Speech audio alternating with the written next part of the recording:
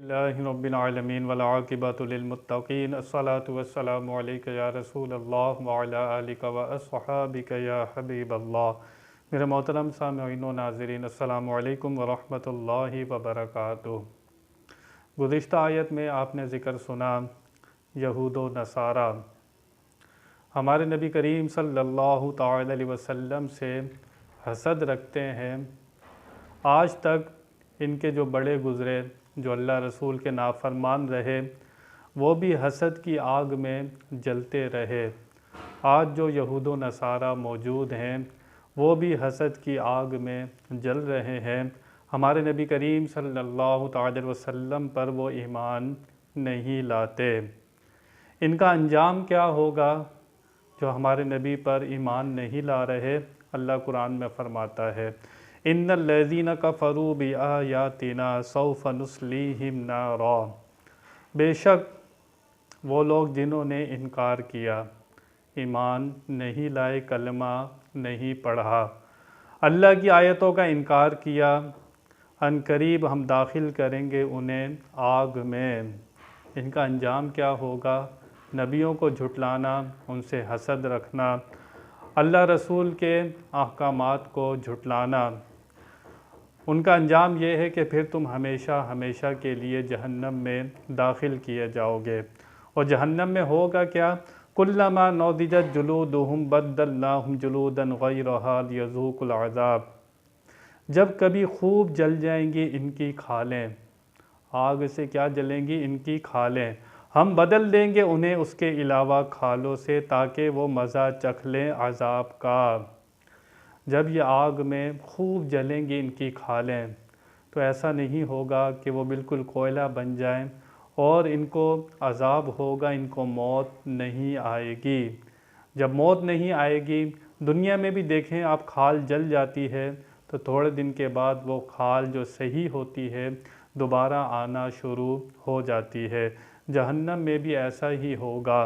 जब इनकी खालें जलने लगेंगी तो दूसरी खालें अल्लाह ताला उनको पहना देगा, दूसरी खाल आ जाएगी और वो भी उस तपिश को, उस आग की तपिश को महसूस करेगी। जो अज़ाब हो रहा होगा उसकी शिद्दत कम नहीं होगी।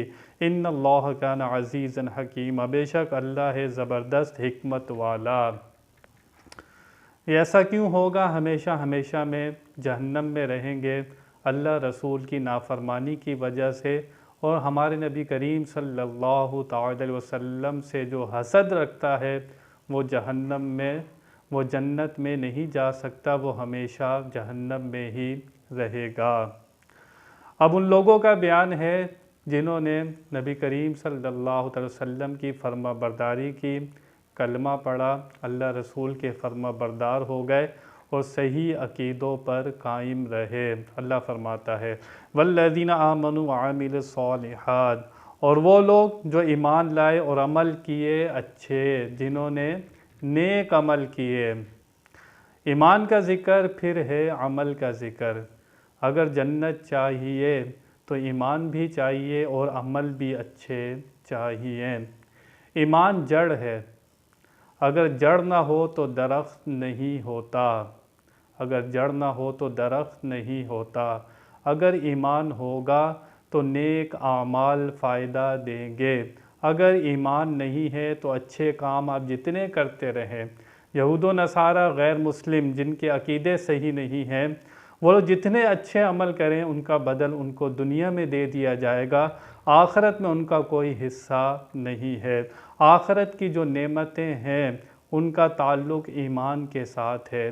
अगर सही अकीदे नहीं हैं तो अमल का फ़ायदा आखिरत में नहीं होगा।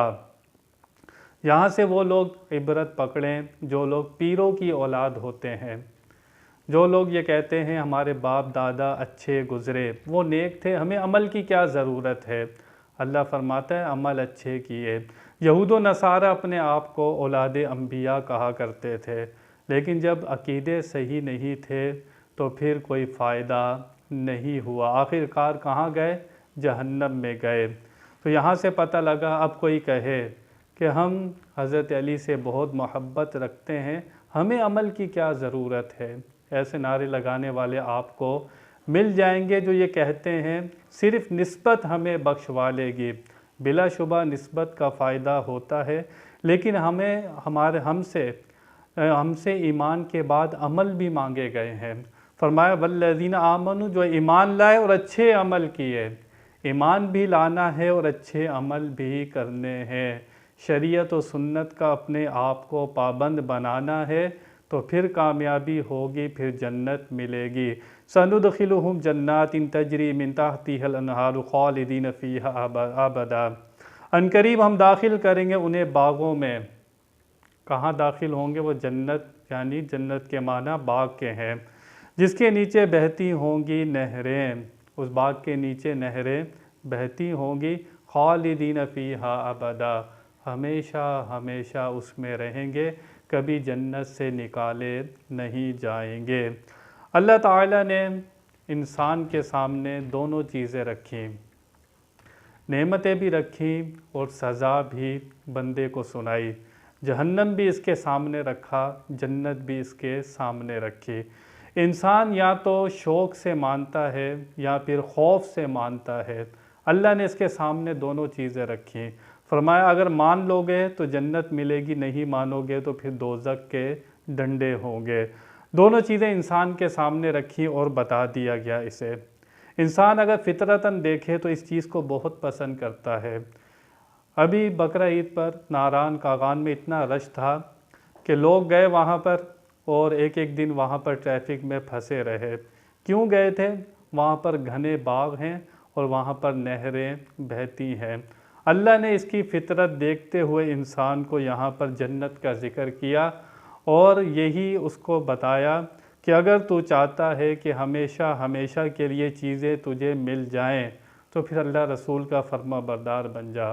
दुनिया में तेरी ज़िंदगी 60 साल, 80 साल, 100 साल, इससे ज़्यादा नहीं है। अगर तू ऐसे इलाकों में रह भी लेगा तो कितना रह लेगा? 100 साल रह लेगा, इससे ज़्यादा तो नहीं रहेगा। लेकिन अल्लाह फरमाता है हम तुम्हें बता रहे हैं, अगर अल्लाह रसूल की फर्मा बरदारी करोगे तो हमेशा हमेशा उन बागों में रहोगे जिनके नीचे नहरें बहती होंगी। और क्या मिलेगा? लहुम फ़ीहा अज़वाजु मुतहहरा, और उनके लिए वहाँ पर पाकीज़ा बीवियाँ होंगी। जो दुनिया में बीवी है, अगर वो जन्नती हुई तो वो भी अपने शौहर के साथ होगी और हूरों से कम खूबसूरत नहीं होगी। अल्लाह ने यहाँ पर फरमाया अज़वाज, एक बीवी नहीं होगी, बहुत सारी बीवियाँ होंगी।